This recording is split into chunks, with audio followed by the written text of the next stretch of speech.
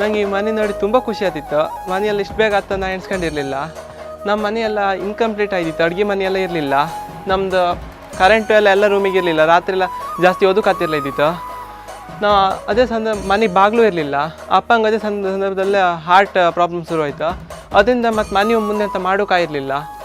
ಅದೇ ಸಂದರ್ಭದಲ್ಲಿ ವಿದ್ಯಾಪೋಷಕ ಸಂಸ್ಥೆ ನಮ್ಮ ಮನೆ ಭೇಟಿ ನೀಡಿ ನಮ್ಮ ಮನೆಯನ್ನೆಲ್ಲ ಪರೀಕ್ಷಿಸಿ ನಿಮ್ಮ ಮನೆ ಕಟ್ಟಿಕೊಡ್ತೀನಿ ಅಂತ ಹೇಳಿದರು. ನಮ್ಮ ಮನೆ ಪೂರ್ಣವಾಗಿರಲಿಲ್ಲ.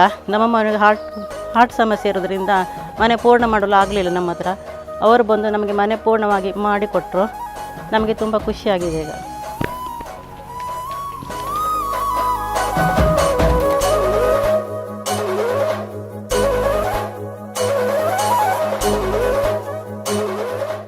ತನ್ನ ಮನೆಯನ್ನೇ ಈ ಟ್ರಸ್ಟಿಗೆ ಕೊಟ್ಟು ಅದನ್ನು ನಾನು ಸೇಲ್ ಮಾಡಿ ಹಣ ಸಿಕ್ಕಿದ ಹಣವನ್ನು out of that income I am using interest only I am distributing for it is quite a huge amount.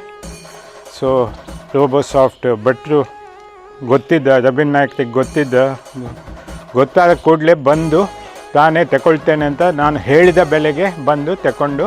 Ravindra ನಾಯಕರು ಯಾವುದಕ್ಕೆ ಒಂದು ಆಶೆ ಇಲ್ಲಿ ಇಲ್ಲ. ಅವರಿಗೆ ಏನಾದರೂ ಕೊಟ್ಟದನ್ನು ರಿಟರ್ನ್ ಮಾಡಲಿಕ್ಕೆ ಅಂತಿದ್ದಿಲ್ಲ.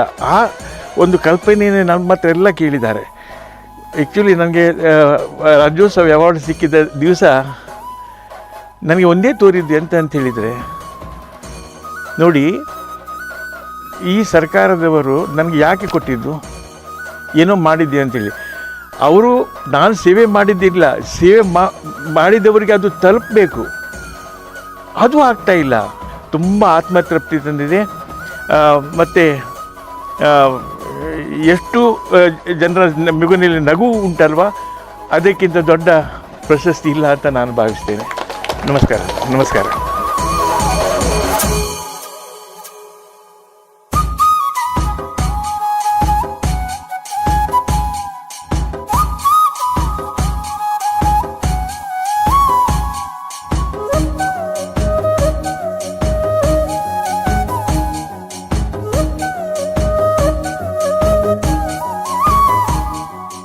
ಮನಸ್ಸಿನ ನೆಮ್ಮದಿಯೇ ದೊಡ್ಡ ಸಂಪತ್ತು ಅಂತ ಹೇಳ್ತಾರೆ.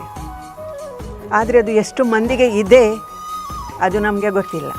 ಕೆಲವು ಮನೆಯಲ್ಲಿ ನಾನು ನೋಡಿದ್ದೇನೆ, ಮಕ್ಕಳು 3 ಮಂದಿ 4 ಮಂದಿ ಮಕ್ಕಳು ಅಂಗವಿಕಲರಾಗಿದ್ದಾರೆ. ಅವರ ಜೀವನದಲ್ಲಿ ಮಾತ್ರ ಕತ್ಲೆ ಅಲ್ಲ, ಮನೆ ಕೂಡ ಕತ್ಲೆ, ಒಳಗೆ ಕಾಲಿಡ್ಲಿಕ್ಕಾಗೋದಿಲ್ಲ. ನಾನು ನೋಡಿದ್ದೇನೆ. ಆ ಕತ್ಲೆಯಲ್ಲಿ ಅವರು ಎಷ್ಟು ಬದುಕ್ತಾರಂದರೆ ಅದು ನಮ್ಮಿಂದ ಎಣಿಸ್ಲಿಕ್ಕಾಗೋದಿಲ್ಲ. ಎಲ್ರಿಗೂ ನಮಗೆ ಒಂದು ದಿವಸ ಸಾಯ್ಲಿಕ್ಕುಂಟು, ಆದರೆ ಬದುಕಿದ ನಂತರ ಸತ್ತರೆ ಚಿಂತೆ ಇಲ್ಲ. ಅವರಿಗೆ ಬದುಕೇ ಇಲ್ಲ. ಅಂಥವರಿಗೆ ಒಂದು ಮಾನವೀಯತೆಯಿಂದ ಯಾರಾದರೂ ಒಂದು ಸಹಾಯ ಮಾಡಬೇಕಾದ್ರೆ ನನಗೆ ಈ ಟ್ರಸ್ಟಿಂದ ನನಗೆ ಮಾಡೋದು ನನಗೆ ತುಂಬ ಸಂತೋಷ.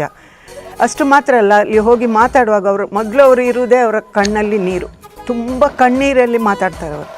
ಆಮೇಲೆ ಸರಿ ನಿಮಗೆ ಸ್ವಲ್ಪ ಧನ ಸಹಾಯ ಮಾಡ್ತೇವೆ ಅಂತ ಮಾತಾಡಿದ ಮೇಲೆ ಅವರ ಮುಖದಲ್ಲಿ ಒಂದು ನಗು ಬರ್ತದಲ್ಲ, ನನಗೆ ಅದು ನೋಡಿ ನನಗೆ ತುಂಬ ಸಂತೋಷ ಸಿಗ್ತದೆ. ಅದು ಏನೋ ಒಂದು ಅವರಿಗೆ ಒಂದು ಇವರಿಂದ ಸಹಾಯ ಆಗ್ತದೆ ಅನ್ನುವ ಒಂದು ಆತ್ಮತೃಪ್ತಿ ನನಗೆ ಉಂಟು.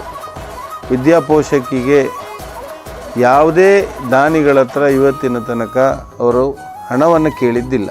ಪ್ರತಿ ಮನೆಗೆ ಭೇಟಿ ನೀಡಿ ಈ ಅರ್ಜಿ ವಿದ್ಯಾಪೋಷಕ ಈ ಸ್ಕಾಲರ್ಶಿಪ್ಪಿಗೆ ಅವರು ಅರ್ಹರ ಅಂತ ತಿಳಿದು ಪ್ರತಿ ಮನೆಗೆ ಭೇಟಿ ಕೊಟ್ಟು ಯಾರದ್ದೇ ಈ ಕೆಲವು ಸತಿ ಅವನಿಗೊಂದು ಕೊಡಿ ಇವನಿಗೊಂದು ಕೊಡಿ ಈ ಶಿಫಾರಸು ಇರ್ತದೆ ಎಲ್ಲ ಕೆಲಸಗಳಲ್ಲಿ. ಇವತ್ತು ಇದು ಶಿಫಾರಸ್ಸಿನ ಪ್ರಶ್ನೆ ಇಲ್ಲ. ಅವರಿಗೆ ಈ